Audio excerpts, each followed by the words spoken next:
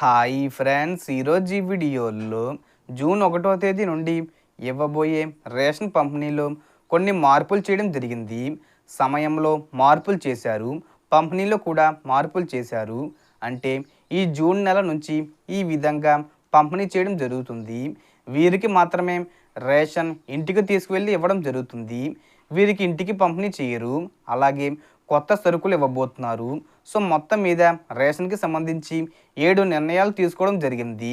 So దానికి సంబంధించిన పూర్తి ఇన్ఫర్మేషన్ ఈ వీడియోలో తెలుసుకుందాం. సో ఆంధ్రప్రదేశ్లో ఉండటానికి కూటమి ప్రభుత్వం ఉన్నప్పటికీ అందులోనూ టీడీపీ జనసేన మధ్య పోటీ ఎప్పుడు ఉంటుంది. ఆయా పార్టీలు నేతలు మంత్రులు చేసే పనులు సేవల్ని ప్రజలు గమనిస్తారు. ఏ పార్టీ ప్రజల కోసం ఎక్కువగా పనిచేస్తుందో వారు గమనిస్తూ ఉంటారు. అందువల్ల మంత్రుల మధ్య ఒక రకమైన పోటీ ఉంది. ఈ క్రమంలో తరచూ తన మార్కు వేస్తున్న పౌర సరఫరాల శాఖ మంత్రి నాదెండ్ల మనోహర్ తాజాగా మరోసారి తన మార్కు చూపిస్తూ 7 కీలక నిర్ణయాలు తీసుకున్నారు. సో దానికి సంబంధించి చూస్తే మొదటి నిర్ణయం చూస్తే జూన్ 1వ తేదీ నుంచి రేషన్ షాపుల ద్వారానే నిత్యావసర వస్తువులను పంపిణీ చేస్తారు. ఇప్పటి వరకు రేషన్ వాహనాల్లో సప్లై చేస్తూ వచ్చారు. కానీ ఆ వాహనాలు వచ్చినప్పుడు తమకు రేషన్ తీసుకోవడానికి కుదరటం లేదని ప్రజలు ఐవీఆర్ఎస్ సర్వేలో చెప్పారు.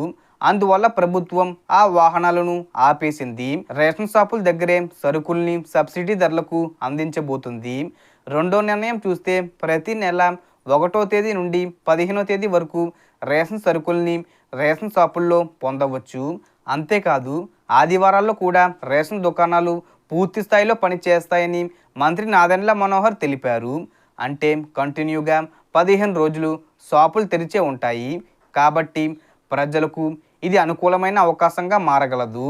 సో మూడో నిర్ణయం చూస్తే ఏపీ రాష్ట్ర వ్యాప్తంగా 29,760 రేషన్ డిపోల ద్వారా ఉదయం 8 గంటల నుంచి మధ్యాహ్నం 12 గంటల వరకు సరుకులను సబ్సిడీ ధరలకు అమ్ముతారు.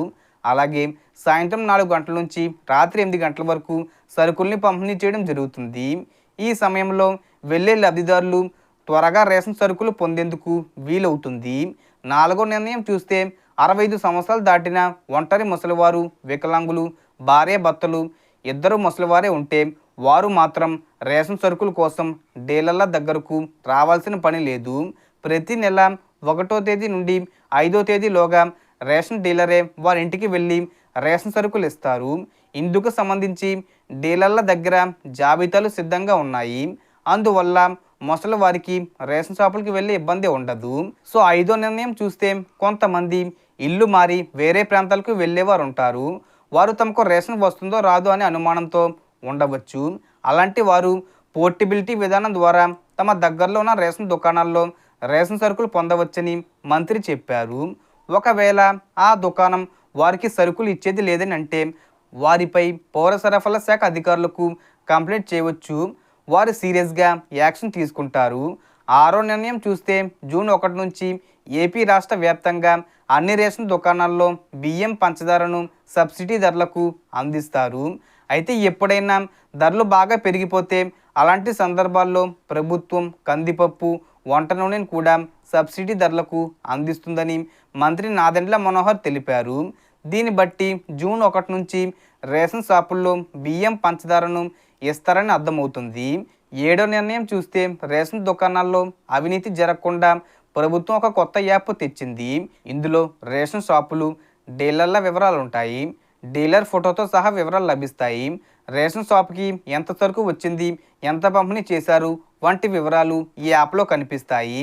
అలాగే రేషన్ షాపు దగ్గర జనం ఎక్కువ మంది ఉంటే ఆ వివరాలు కూడా వెంటనే ఈ యాప్ ద్వారా తెలుస్తాయి. అయితే ఈ యాప్ ఇంకా ప్రజల్లోకి అందుబాటులోకి రాలేదు. త్వరలోనే దీన్ని అందుబాటులోకి తెస్తారని తెలిసింది. ఇలా ఏపీ ప్రభుత్వం 7 కీలక నిర్ణయాలు తీసుకుంది. రాష్ట్రంలో బియ్యం మాఫీ అనేది లేకుండా ఇస్తున్నామని మంత్రి నాదెండ్ల మనోహర్ తెలిపారు. విజయవాడ మధుర నగర్లోని 218వ నెంబర్ షాపులో సరుకుల పంపిణీపై ఆయన ట్రయల్ రన్ చేశారు. ఇకపై ప్రజలు రేషన్ వాహనాల కోసం పనులు మానుకొని గంటల తరబడి ఎదురు చూడవలసిన పరిస్థితి ఉండదన్నారు. రేషన్ షాపుల్లో రేషన్ సరుకులు ఇచ్చే సందర్భంలో ఏవైనా సమస్యలు వస్తే వాటిపై వీలైనంత త్వరగా పరిశీలించి పరిష్కరించేలా ప్రభుత్వం ప్లాన్ రెడీ చేసుకుంటుంది. ఈ విధంగా జూన్ 1వ తేదీన ఇవ్వబోయే రేషన్ పంపిణీలో మార్పులు చేయడం జరిగింది. ఇక నుంచి వాహనాలు ఇంటికి రావు. కేవలం 65 సంవత్సరాలు నిండిన వృద్ధులకు, అలాగే వికలాంగులకు, అలాగే ముసలి వాళ్ళైన భార్యాభర్తలకు మాత్రమే డైరెక్ట్గా రేషన్ తెచ్చి ఇస్తారు. మనకు వచ్చిన ఇన్ఫర్మేషన్ ఇది ఫ్రెండ్స్. మీకు ఈ వీడియో నచ్చితే లైక్ చేయండి, షేర్ చేయండి అండ్ సబ్స్క్రైబ్ చేసుకోండి. Thanks for watching.